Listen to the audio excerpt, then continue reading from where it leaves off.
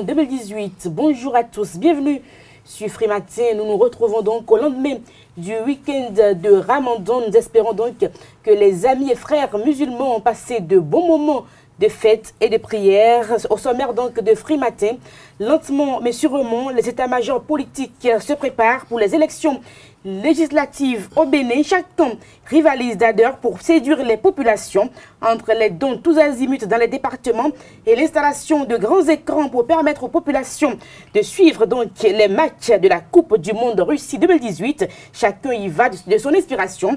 Nous parlerons donc des élections législatives au Bénin. Comment se prépare-t-on? Dans un instant dans le débat avec Carles Kitome et Kader Achirou. Kader Achirou qui nous présentera donc la une des journaux dans un premier temps. Bonjour. Bonjour à vous Nadia Djivan, bonjour à vous chers amis internautes. Dans la une de l'actualité ce matin, nous avons la Banque mondiale qui accompagne le Bénin dans l'accès à l'eau potable pour tous avec un montant de 220 millions d'euros. Nous avons également la une de l'actualité ce matin. Nous avons le séminaire parlementaire qui s'est tenu vendredi dernier sur le code électoral et nous avons toujours les remous qui sont suscités dans l'opinion en ce qui concerne le code pénal voté à l'Assemblée nationale il y a de cela quelques semaines. Coupe du Monde Russie 2018 en sport. Début difficile pour les représentants africains. Les 3 premiers en lice à cette 21e édition de la plus grande messe du foot mondial sont passés à la trappe. Nous en parlerons dans un instant avec le reporter sportif. Le bulletin matinal d'information, Carles Kitome, bonjour. Bonjour Nader, chers amis internautes, bonjour. La signature d'un contrat d'accord de prêt de 210 millions de dollars entre la Banque mondiale et le Bénin pour le financement de l'eau potable en milieu rural. Et cette double attaque contre des commissariats au Burkina Faso font l'essentiel de ce bulletin. À suivre également dans un instant sur Frimatin, l'horoscope du jour et quelques astuces. Bienvenue, bonjour. Voici la une des journaux. Bonjour à nouveau, chers amis internautes. Nous démarrons par Fraternité qui titre ce matin en manchette Aké n'attendez sur le toilettage du code électoral. Nous prévoyons des élections groupées, ramener tous les mandats à 5 ans. Regard croisé des députés, l'honorable Kimi Tokpe, Jean-Michel Abimbola et Aké n'attendez sur le critère de résidence et le quitus fiscal. À la page 3 de l'apparition du jour du quotidien Fraternité, toujours avec le même canard. Législative de 2019, l'Union fait la nation s'agrandit pour Patrice Talon. L'ex-maire Nadia Ouéré rejoint la barque de la rupture. Les cadres de l'Union fait la nation sont formés. Nous restons avec Fraternité. Irénée Béanzin et le mouvement Minadjan Godo vulgarisent le programme d'action du gouvernement du président Patrice Talon. Matin libre, 6e mandature de la Cour constitutionnelle. Joseph Diogonou s'installe et balaie en main. Nous restons avec Matin libre après adoption du code pénal. Requiem pour Payor selon Jacques Damata. Le meilleur prétendu couplage des élections communales, législatives et présidentielles, c'est faux. L'Assemblée nationale ne veut pas coupler les 3 élections qui vont arriver, dénonce l'honorable Dakpe Sossou. Toujours avec le meilleur en deuxième titre à la une. Évaluation des capacités intellectuelles et pédagogiques au ministère des enseignements maternels et primaires.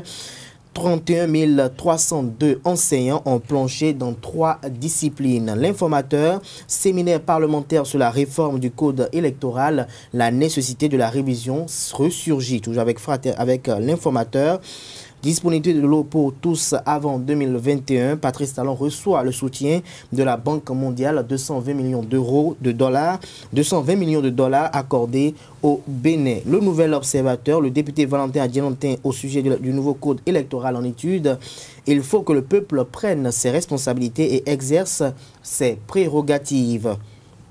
Le Béninois libéré, affaire Atta Mohamed Renouho, exemplarité dans les sanctions. Badamansi demande que tous ses complices à la douane soient relevés de leurs fonctions. Toujours avec le Béninois libéré, accès à l'eau potable pour tous d'ici 2021, 220 millions de dollars pour bénir les ambitions de Patrice Talon. Le matinal insécurité transfrontalière, le Bénin prévient l'extrémisme violent. Toujours avec le défi d'une génération.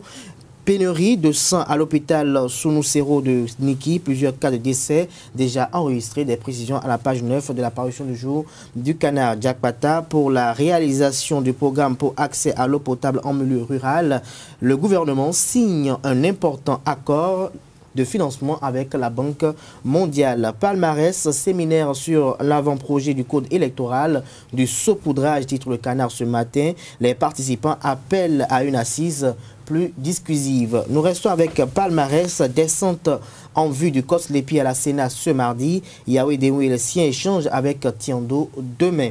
L'événement du jour pour des cadres politiquement engagés, l'Union fait la Nation annonce la création de son école de formation. Jimon Fassola atterrit à l'Union fait la Nation. Les pharaons à présent. Accord de financement du programme Aquavie, 220 millions de dollars de la Banque mondiale pour l'eau au Bénin. Cour constitutionnelle, Ake Natondé se prononce sur les réformes de Djogbenou. Des détails dans les colonnes de l'apparition du jour de Les Pharaons. Le routier, séminaire national sur la réforme du code électoral. Les 4 points saillants de la réforme, selon Christelle Roudongo, sont à découvrir à la page 5 de l'apparition du jour du quotidien Les Pharaons. Nouvelle économie, gouvernance économique à l'ère du Bénin révélée. Les raisons de la morosité économique sont aux pages 3, 4 et 5 de l'apparition du jour du Canard. L'investigateur du jour, Mathieu Sodiquin, sur zone franche de Canal 3 Bénin hier. Il n'y a pas de conflit d'intérêt au sommet du Delta, a-t-il déclaré, nous rapporte l'investigateur du jour dans les colonnes de sa parution du jour. Le potentiel titre, réaménagement du code électoral, les réformes créent le consensus chez les parlementaires, les alarmistes mis en déroute pour les organisations de la société civile, les acteurs politiques. La dépêche, système électoral et sécurisation efficiente des votes, la Sénat n'est pas née d'une fausse évidence, une analyse du docteur Fidèle Sonon. Point média pour finir ce matin, débat autour du couplage des élections, une autre révision déguisée de la Constitution en gestation. Merci à vous pour la présentation de la une des journaux. Les quotidiens qui paraissent au Bénin sont disponibles dans les kiosques sur l'ensemble du territoire national. Vous les avez également en ligne. Voici le condensé de l'actualité d'ici et d'ailleurs. Chers amis internautes, bienvenue dans ce bulletin d'information. Le ministre de l'Économie et des Finances, Romiad Wadagne, et la représentante résidente de la Banque mondiale au Bénin, Katrina Tcharké, ont signé le jeudi 14 juin 2018 les accords de financement du programme pour l'accès universel à l'eau potable en milieu rural dénommé Aquavie. Cette cérémonie, qui a eu pour cadre la salle de conférence du ministère, concrétise l'octroi de 220 millions de dollars US approuvés le 15 mai par la Banque mondiale. L'Assemblée nationale du Bénin a organisé le vendredi 15 juin un séminaire sur la réforme du code électoral à l'hôtel Azalaï. Des acteurs politiques, des députés, des acteurs de la société civile, des syndicalistes et des journalistes se sont donné rendez-vous à la salle Béhanzin de cet hôtel pour analyser et proposer des dispositions en vue des prochains débats parlementaires à l'occasion de la réforme du code électoral vieux de 5 ans. Ce conclave a pour but de tenir compte des préoccupations de toutes les franges de la population béninoise pour éviter des remous à l'occasion des prochaines consultations électorales. Elle prévoit également de réaliser des économies en réduisant au maximum les perturbations dues aux périodes électorales. L'Assemblée nationale du Bénin a réuni à l'hôtel Azalaï ce 14 juin 2018 les acteurs politiques et la société civile pour un séminaire sur la réforme du code électoral. À l'entame de la séance, le président du comité d'organisation, le député Jean-Michel Abimbola, a planté le décor. La loi 2013-06 du 25 novembre 2013 portant code électoral en République du Bénin, adoptée par l'Assemblée nationale le 8 avril 2013 et mise en conformité avec la Constitution le 27 septembre 2013, est une juxtaposition de 6 lois régissant les élections dans notre pays. Dans la dynamique des réformes qui s'opèrent actuellement dans notre pays, la 7e législature de l'Assemblée nationale a décidé de jouer sa partition en proposant une amélioration des règles qui régissent l'organisation des élections au Bénin. Mais cet exercice ne saurait se réaliser sans une démarche consensuelle impliquant des experts et des sachants, des acteurs impliqués dans sa mise en œuvre et de l'ensemble des couches socio-professionnelles de notre pays. Telle est la raison qui motive l'organisation de cette assise. Le président de l'Assemblée nationale a relevé quelques-uns des points sensibles dignes d'examen. De 1990 à ce jour, nous en sommes à notre 27e loi électorale. La réflexion sur le calendrier électoral qui nous évite d'être en permanente campagne électorale, la question de la représentation des femmes au Parlement et au niveau des collectivités locales. Je veux citer ensuite les modalités d'actualisation de la liste électorale et de l'organe en charge de celle-ci. Le ministre du Plan Blaise Biotchane, au nom du président de la République, a invité les participants à faire œuvre utile pour la postérité. Je voudrais nous inviter tous à mettre en avant et à privilégier l'intérêt national. Restons loyaux à notre nation. Soyons les acteurs qui contribuent de façon décisive à ce changement de paradigme nécessaire à une animation saine et efficace de la vie politique nationale. Ce séminaire trace ainsi les grandes lignes des prochains débats parlementaires en vue de la modification de la loi 2013-06 du 25 novembre 2013 portant code électoral en République du Bénin. Le ministre des Affaires sociales et de la microfinance, Bintou Tchabi Adam Taro, a effectué ce dimanche une descente au domicile de Feu Jérôme Tokbo, président de la Fédération des associations des personnes handicapées du Bénin. Une dame décédée dans la nuit du 14 juin à l'occasion Saint-Jean de Cotonou pendant un accouchement. L'autorité était porteuse d'un message du gouvernement du Bénin et de son chef, le président Patrice Talon. Le ministre des Affaires sociales a présenté les condoléances du gouvernement à la famille éplorée. Elle a rappelé qu'elle est passée de vie à trépas alors qu'elle voulait donner vie à un enfant. Elle a confié à la presse que la défunte lui a adressé une demande d'audience le 29 mai et qu'elle mène depuis des années des combats au profit des handicapés dont les fruits pointent déjà à l'horizon. Hors de nos frontières au Burkina Faso, des attaques simultanées contre 3 commissariats de police à commune Nyanga à l'est du pays ont fait 2 morts, dont un policier. Les faits se sont déroulés dans la nuit du 16 au 17 juin, entre 22h et minuit. Selon la police, une douzaine d'individus armés non identifiés sont arrivés à pied d'une forêt du sud-est. Les assaillants ont d'abord ouvert le feu sur un poste de contrôle des agents de police chargés de la sécurité routière à Tendougou à l'est. Au même moment, le commissariat de police du district de la brigade de gendarmerie de commune Anga-Onès à l'est du pays ont été pris d'assaut. Au Tchad, l'ex-gouverneur de la région de Logoum oriental, Adam Nouki Charfagine, a été libéré ce week-end par un de ses proches parents, un général de l'armée. Adam Nouki Charfagine avait été démis de ses fonctions et arrêté le 14 juin avec 2 commandants de la région de gendarmerie de Toba et mis aux arrêts pour avoir donné l'ordre de tirer sur un avocat.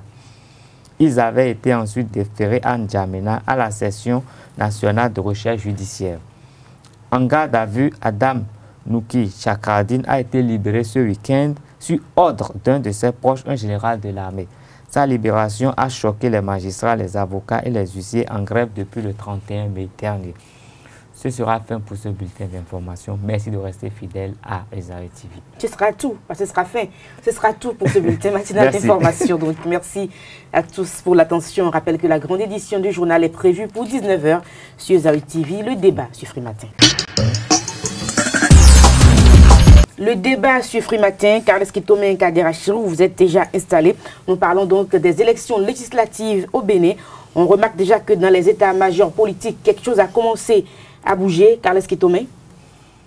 Oui, mais ça fait déjà quelques mois que nous avons remarqué que les vendredis ne sont plus vraiment des jours de travail plein au Bénin. Déjà dans l'après-midi, beaucoup d'administrations se vident et les gens sont souvent en campagne, ils sont dans leur région électorale, je dirais. Et cela, le mouvement s'accentue. Et nous sommes quand même face à une gouvernance qui prône quand même que les Béninois travaillent véritablement. Et cette pratique de ces dernières semaines nous intrigue un tout petit peu. C'est vrai, les gens doivent aller en campagne, mais les cadres de l'administration ont commencé à déserter les lieux. Et je crois qu'il va falloir quand même recentrer les débats pour être en harmonie avec la gouvernance qui a fait leur promotion. Parce que si on veut travailler, si on veut préserver les fonds publics et qu'en même temps tout le monde veut aller en campagne, ça pose un problème. C'est comme s'il n'y a vraiment pas eu changement alors qu'on a pensé qu'avec cette gouvernance, avec les réformes en cours, les hommes, les mentalités aussi vont un peu changer au profit de... Mais malgré tout, il faut bien qu'on aille en campagne, Kader Achirou. Il faut qu'on aille en campagne parce que le pays dans lequel nous vivons aujourd'hui est un pays dont la plupart des acteurs dépendent de la vie politique au Bénin. Je pense que la plupart des acteurs que nous avons au pays ne sont pas, pour la plupart, artisans, cultivateurs ou peut-être pêcheurs, mais vivent beaucoup plus de la politique. La plupart des ressources financières qui sont la plupart utilisées dans le pays proviennent de la politique. Alors, du moment où la politique est devenue une filière très prisée par les jeunes et par les vieux qui ne veulent pas quitter, c'est quand même normal de comprendre que à quelques jours ou peut-être à quelques mois des élections législatives, on puisse comprendre qu'il y a beaucoup de personnes qui tournent dans tous les sens pour essayer quand même de voir s'ils pourraient avoir ou obtenir peut-être une petite place de choix dans les listes qui seront quand même élaborées. Outre cela, je pense que cet activisme s'inscrit aussi dans la dynamique de pouvoir voir un peu quel pourrait être le sursaut patriotique qu'on pourrait susciter de la part du peuple pour que le nombre des députés soit un peu revu, pour qu'il y ait plus de place accordée aux uns et aux autres, parce qu'il faut reconnaître qu'au niveau de certains partis politiques, on a bien envie d'envoyer certaines têtes au niveau de l'Assemblée nationale, mais c'est en compte tenu des anciens qui ne veulent pas du tout quitter, qui sont là, toujours là, et qui attendent peut-être le firmament de la gloire avant de quitter, qu'il y a des jeunes qui sont bien dans ces partis politiques, et comme il n'y a pas assez de nombre, ils n'y restent pas. Donc c'est quand même logique, c'est quand même normal. Et je pense que ces derniers aussi ne font que justifier un peu ce qu'ils appellent leur soutien aux actions du chef de l'État. Mais je pense que aller en campagne politique pour quand même essayer de s'apprêter le terrain politique ou préparer le terrain politique pour une quelconque élection législative ne doit pas peut-être avoir comme chapelle, peut-être comme idéal, une vulgarisation du PAG. Je pense qu'il faut que les gens arrêtent avec cette connerie. Les populations béninoises ont déjà compris ce que c'est que ce PAG, bien le Bénin révélé. Le Bénin révélé a été vulgarisé largement en décembre 2016 avec de grands moyens de l'État. Donc je pense que ça ne sert à rien encore que l'on constate ou bien qu'on assiste à ce que des ministres, des directeurs généraux de structures étatiques puissent se rendre dans leur base pour dire qu'ils sont encore en train d'expliquer un PAG. Je me demande combien de fois ils vont expliquer ce PAG après les campagnes qu'on a eu à assister par le passé. Donc je pense qu'on aille véritablement sur le concret, qu'on aille faire comprendre aux populations que être député n'est pas synonyme qu'on est devenu une ONG ou une fondation où toutes les familles peuvent venir se plaindre auprès de lui, ce qui va peut-être pas motiver le député à aller chercher ou à avoir des vices, de vouloir avoir des marchés publics de part et d'autre de la part du gouvernement, permettre aux députés de travailler en toute aisance et en toute quiétude. Je pense que c'est ce à quoi, c'est à travers ces campagnes de sensibilisation que les acteurs politiques à divers niveaux doivent militer, et doivent militer également sur la conscientisation des différents électeurs pour ne pas qu'à l'avenir on assiste à ce que c'est l'argent qui dicte toujours sa loi dans les élections au Bénin. Je pense qu'il y a beaucoup de terrains sur lesquels les acteurs politiques sont attendus d'ailleurs que de rester dans ce qu'ils appellent peut-être les soutiens au chef de l'État, alors qu'un soutien au chef de l'État ne rythme d'ailleurs guère à un positionnement sur une liste, parce que les réalités sont en phase peut-être avec les aspirations profondes des populations de cette région. Merci à vous, Kader Achiro. Alors, Carles Kitome, on a vu dans une région du Bénin une formation politique qui a fait installer donc des écrans plasma pour permettre donc aux populations de suivre un peu les matchs et également les campagnes. Et puis de l'autre côté, à Boycon, on a vu quand même un maire qui a refusé d'installer ça parce qu'il voudrait permettre aux enfants de pouvoir faire les révisions pour pouvoir passer pour les examens qui s'approchent. Non, mais c'est une question de choix. Et le choix, de vision aussi. Le choix de vision. Et nos choix d'aujourd'hui déterminent forcément l'avenir. Et donc, quand on tient compte de l'avenir, les choix sont clairs. L'année scolaire a été suffisamment perturbée, les examens ont été repoussés, et il se fait maintenant que la Coupe du Monde tient pendant cette période de préparation des examens. Et donc, je pense quand même que le maire de Boycon a fait une lecture de parents, parce qu'il sait qu'avec la Coupe du Monde, les enfants seront fortement perturbés. Et donc, il a fait le choix de laisser les enfants se concentrer sur l'essentiel avant de venir quand même. Mais est-ce qu'il y a que les enfants qui suivent les matchs? Il y a également d'autres, il y a des adultes également qui profitent des matchs. Non, tout à fait, les adultes, mais vous savez, quand il y a plein d'adultes, il y a beaucoup plus d'enfants qu'on ne voit même pas. Là, des enfants qui se faufilent. En fait, qui prétestent de tout pour quitter les parents parce que c'est dans la rue, sortent et puis ils sont là, ils suivent. Ils disparaissent pendant longtemps. Et vous n'arrivez pas à les maîtriser. Et c'est seulement à la fin des matchs qu'on les voit revenir, j'étais aux toilettes ici. C'est beaucoup de problèmes. Tout bonnement. Donc, cette affaire d'écrans géants là, qui ne sont pas à Boycon, quand même vont aider les enfants à être un peu plus concentrés.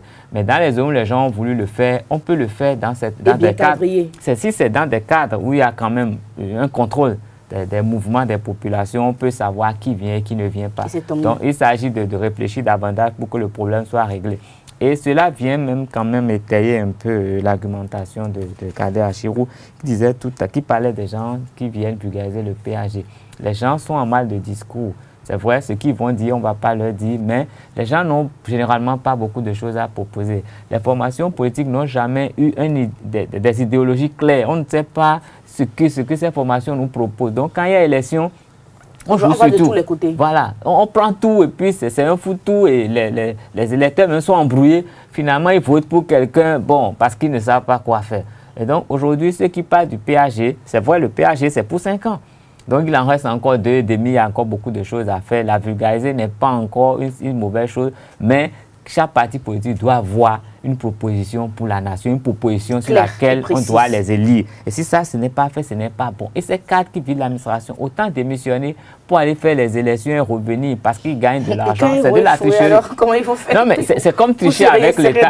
C'est comme tricher avec l'État parce qu'ils sont des cadres, c'est des gens qui sont quand même les mieux payés de l'administration. Et c'est eux qui laissent le travail pour aller en campagne, pour encore aller se positionner, pour prendre davantage l'argent du peuple. Et ça pose un problème.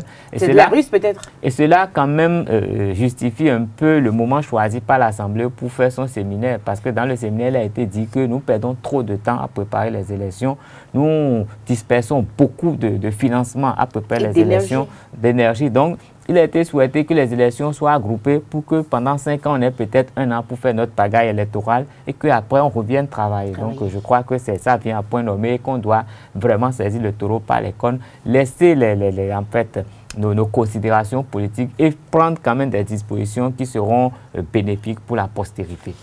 J'ai bien envie de réagir par rapport à cette interdiction dans la commune de Boycon de projection d'écran géant parce que des enfants seraient en train de vouloir passer à des examens nationaux. Je pense que cette idée, elle est bien élaborée, peut-être mais mal conçue parce que je pense que quand un enfant étudie, il y a quand même des heures de loisirs qui sont réservées pour l'enfant. Et donc, 2 heures de match pour un enfant pour se distraire. Alors qu'on a perdu déjà beaucoup de temps dans l'année. Alors qu'on a perdu, certes, on a perdu beaucoup de temps, certes, ne va peut-être pas empêcher. C'est une série de matchs, vous en avez 4 à 5 par jour. 4 à 5, quand ça commence à 13 heures, ça finit au-delà de 22 heures. Même le fait d'empêcher cette projection, l'enfant qui veut coûte que coûte regarder un match de football peut peut-être demander la permission à la maison pour dire je vais à un TD. C'est risque terrible, l'autorité municipale n'est plus mêlée à ça. Je pense que si on en arrivait à ce que tous les maires de toutes les communes du Bénin arrivaient à ce qu'ils interdisent sur le territoire de compétence la projection de matchs, je pense qu'il y aura un véritable problème. Je pense qu'on peut plutôt faire un travail autrement, de travailler en amont avec les parents d'élèves et de travailler avec les associations de parents d'élèves pour qu'on puisse essayer de conscientiser un peu les enfants pour qu'ils puissent peut-être réguler ou peut-être revoir un peu, soit peut-être c'est les matchs du soir qu'on peut peut-être autoriser les enfants à venir regarder les matchs ou même peut-être les matchs de l'après-midi. Je crois que les années antérieures, c'était pas de la même manière que ça se gérait, mais comme il y a eu perturbation. Non, il faut savoir que les écrans géants, c'est sur des places publiques, c'est sans contrôle. Donc, les gens peuvent regarder les matchs chez eux dans leur intimité. Je crois qu'il y a des écrans géants à Boycon, certainement dans les bars.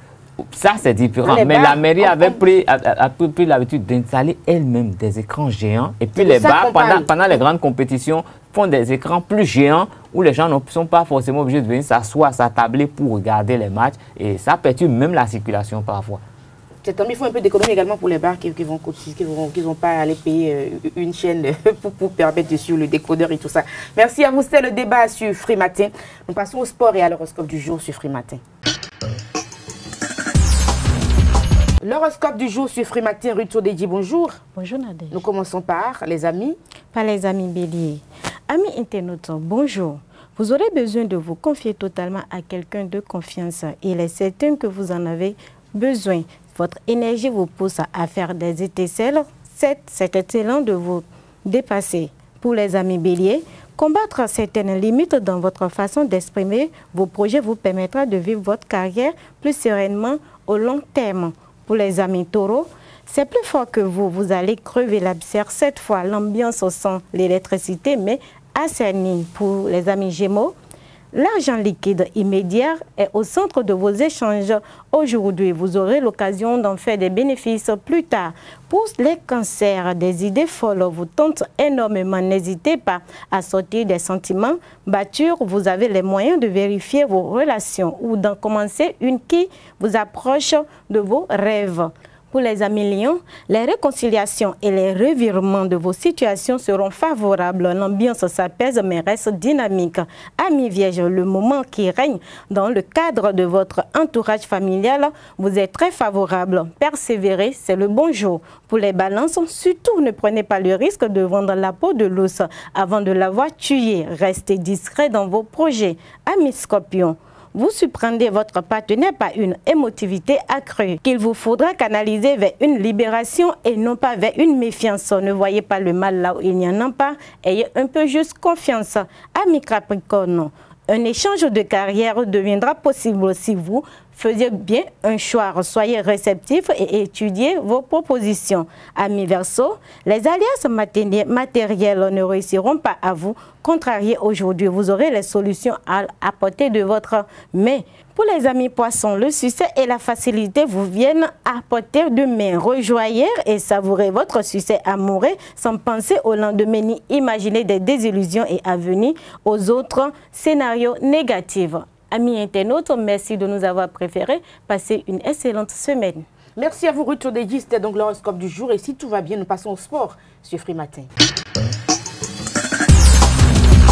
Les sports sur Free Matin, Arios Adiagono, bonjour. Bonjour Nadège. Nous suivons donc les matchs de très près. On a été quand même un tout petit peu déçus par le Nigeria hier. Début difficile donc pour les représentants africains. Les 3 premiers en lice à cette 21e édition de la plus grande messe du foot mondial sont passés à la trappe. Tout à fait, Nadège. On a été déçus par le Nigeria avant-hier plutôt. Ce n'était pas hier. Avant-hier, oui. Oui, où le Nigeria a été défait 2-0 face à la Croatie de Lukas Modric. Mais avant ça, le vendredi, en début d'après-midi, les pharaons d'Égypte logés dans le groupe A en compagnie du pays organisateur ont été battus 1-0 en toute fin de partie par l'Uruguay de Luis Suarez et de Cavani. Même scénario quelques heures plus tard, toujours ce vendredi 15 juin 2018, les Lions de l'Atlas du Maroc dans le groupe B ont été défaits par l'Iran en toute fin de partie également, comme 95e minute.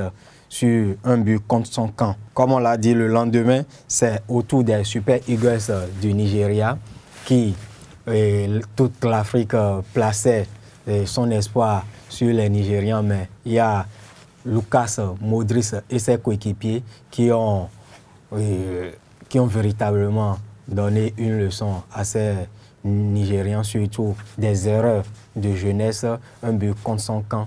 On ne peut pas dire un but contre son camp et surtout la deuxième réalisation de la partie où le défenseur nigérien a ceinturé l'attaquant. C'est que à ce niveau, ça ne pardonne pas. Je vois. Donc, la Coupe du Monde Russie 2018 a bloqué un peu les activités sportives au Bénin? Il y a le camp, la deuxième édition du camp organisé par le basketteur franco-béninois Yann Mahemi qui s'est déroulé ce week-end du vendredi au dimanche à hier. Donc le camp s'est clôturé hier au Hall des Arts et Sports. Il faut dire, il mesure 2,11 m. Il faut bien qu'on le rencontre, oui, qu'on le reçoive en invité sur Zawe TV. S'il n'est pas reparti déjà. S'il n'est pas reparti, je vais essayer de contacter les membres de la Fédération béninoise de football avec qui il a organisé cette deuxième édition de son camp au Bénin. On parle de retour à la source parce que l'année dernière, il est venu après 28 ans ou 29 ans d'absence du territoire national. Et il est revenu pour donner un peu, pour partager avec les jeunes béninois sa passion pour la balle au panier. Et il faut dire que on n'a pas eu rien que... Ce n'est pas seulement au niveau des Africains que ça a bugué. Il faut dire que les favoris annoncés de la compétition de cette 21e édition de la Coupe du Monde Russie 2018 ont aussi essuyé des revers, si on peut le dire. Notamment le champion en titre, l'Allemagne, qui a été défait hier par une équipe mexicaine en forme, décidé à finir avec les Allemands. Et nul n'était leur mauvais choix ou des occasions vendangées. L'Allemagne aurait perdu pas plus d'un but d'écart hier. Il y a eu également l'Albi Céleste, l'Argentine de Lionel Messi, quintuple ballon d'or, qui a été contraint au match nul par l'Islande. Je vais dire par l'Islande qui, il y a 2 ans, lors de l'Euro 2018, a montré à la planète football que même avec 300 000 d'habitants environ, qu'on peut faire de bonnes choses dans le football. C'est ça la magie du foot, on ne sait jamais à l'avance ce qui va se passer. Et on dit souvent que le ballon est rond pour tout le monde. Et effectivement, depuis le démarrage de ce mondial, on constate que le ballon est effectivement rond pour tout le monde. Ça roule. Ça roule, parce que les Africains qui ont perdu n'ont pas démérité pour autant. Ils n'ont pas démérité. Quand on prend l'Égypte face à l'Uruguay, l'Égypte a tenu bon jusqu'à la 89e minute avant de céder sur un coup franc. Et même scénario également, sur un coup franc, mais de l'autre côté. Pour l'Égypte, c'était du côté droit de l'attaque uruguayenne, mais pour le Maroc, c'était du côté gauche de l'attaque iranienne. Donc, il faut dire que ce mondial 2018 a véritablement démarré et des émotions, des sensations, on l'a eu. Des surprises. Et on en aura encore parce que les matchs vont se poursuivre. Vont se poursuivre aujourd'hui. Et aujourd'hui, le 4e représentant africain, la Tunisie, les Aigles du Carthage, feront face à, je vais dire à l'Angleterre, je voulais dire l'inventeur du football. Vous allez voir que les Tunisiens vont bien s'en sortir. Mais il faut dire, c'est ce qu'on souhaite. Je prononce qu'en leur faveur. On se retrouve demain pour faire le point. Mais c'est ce qu'on souhaite parce que devant, il y a Harry Kane, il y a Ryan Sterling et il y a Dele Alli et un Anglais d'origine nigériane. Donc ça est que. Mais avant ça, on va suivre Suisse, on va suivre Suède, Corée du Sud et Belgique, Panama. Et avant le match de Tunisie contre l'Angleterre. Mais il y a quelqu'un que je suis en train d'oublier, Neymar. Neymar et ses partenaires également, hier soir, n'ont pas pu dicter leur loi et à la modeste formation de la Suisse qui les a tenus en échec 1 but partout. 1 but à 0 ou 1 but partout? 1 but partout. 1 but partout, donc 1-1 alors. Neymar n'a pu rien faire. Il est vrai qu'il y a eu un but qui est marqué, donc c'est pas comme s'il n'a pu rien faire. Non, ce n'est pas lui, parce que l'espoir... Ils ont mouillé le maillot. Et puis le foot a ses secrets, c'est un jeu fair play, on peut perdre comme on peut gagner. Il n'y a pas de roi du foot ou de... Il y a juste des personnes qui peuvent se faire... Le vendredi, dans le groupe B, le groupe du Maroc, on a constaté qu'il y a un choc, le premier choc de ce mondial qui avait été annoncé que comme un match époustouflant, une rencontre à haute intensité, mais qui a tenu toutes ses promesses. Et Cristiano Ronaldo, parce que Neymar veut devenir un leader du football mondial, le meilleur joueur du football, mais il y a Cristiano Ronaldo qui a montré la voie. Donc, dans cette lutte du ballon d'or, du meilleur joueur du monde, il y a Cristiano Ronaldo, lui seul, qui a répondu à l'Espagne. L'Espagne qui est restée égale à sa philosophie de jeu et qui a possédé la balle. Mais on a vu Cristiano Ronaldo. Mais Neymar également, au fil des matchs, on verra. Et puis il a du temps également. Mais au fil des matchs, oui. Mais c'est un tournoi, c'est une coupe. Ce n'est pas un championnat. Ce n'est pas un championnat. Il faut qu'il a évité bien. Il faut que chaque équipe prenne ses marques dès le début. Parce que vous avez 3 matchs à disputer dans le groupe. Vous perdez votre premier match, vous êtes obligé au partage des points par l'équipe adverse. Ça veut dire que à partir de la deuxième rencontre, on commence par sortir les calculatrices pour faire les points. Donc les équipes qui ont perdu leur premier match ou les favoris annoncés, je n'ai pas peur pour eux, ils vont passer parce que l'Allemagne qui a perdu, ça fait depuis 1982, l'Allemagne n'a plus perdu. Ils ont refait les réglages, ils sont sortis finalement. Et finalement, l'Allemagne a perdu contre l'Algérie en 1982, mais a réussi à arriver au bout en finale de cette édition. Merci à vous, Larry Sadjagbo. Donc, c'était les sports sur Free Matin. Nous avons essentiellement parlé donc de la Coupe du Monde Russie 2018. Et c'est avec cette note sportive que nous mettons un terme à cette émission Free Matin que nous avons eu du plaisir à vous présenter ce lundi matin. Portez-vous bien à demain pour un nouveau numéro. Au revoir.